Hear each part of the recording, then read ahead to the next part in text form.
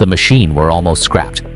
To save money, the guy went straight to the repair shop's master craftsman. To fix the gear, he found a damaged gear with the opposite direction from a junkyard. After examining the damage, the master craftsman immediately placed the gear on the lathe.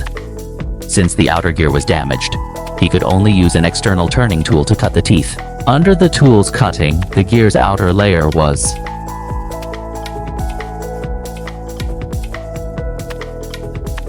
peeled off layer by layer. To ensure the outer dimension fits the process, the master craftsman measured the gear's outer circle. Once the size was right, he would process threads on the outer circle. Before threading, he sprayed black paint on the surface. This is to better observe the threading process. After finishing the external threads, the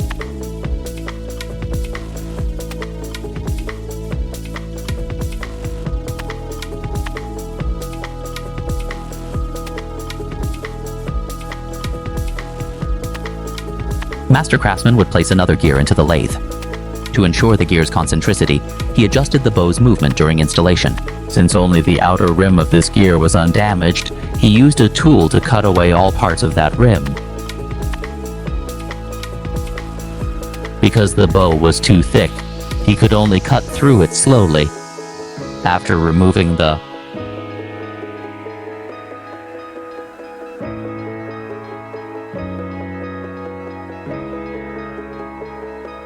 inner circle, he used an internal boring tool to cut the inner hole. Only by processing the inner hole to the right size could it match the threads. After the tool's processing, the inner hole was sized correctly. Then, the master craftsman needed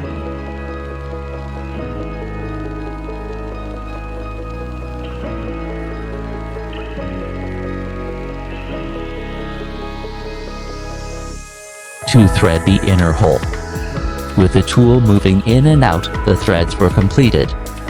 After threading, he would fit it with another gear. After tightening the threads, the master craftsman used his welding skills to weld the end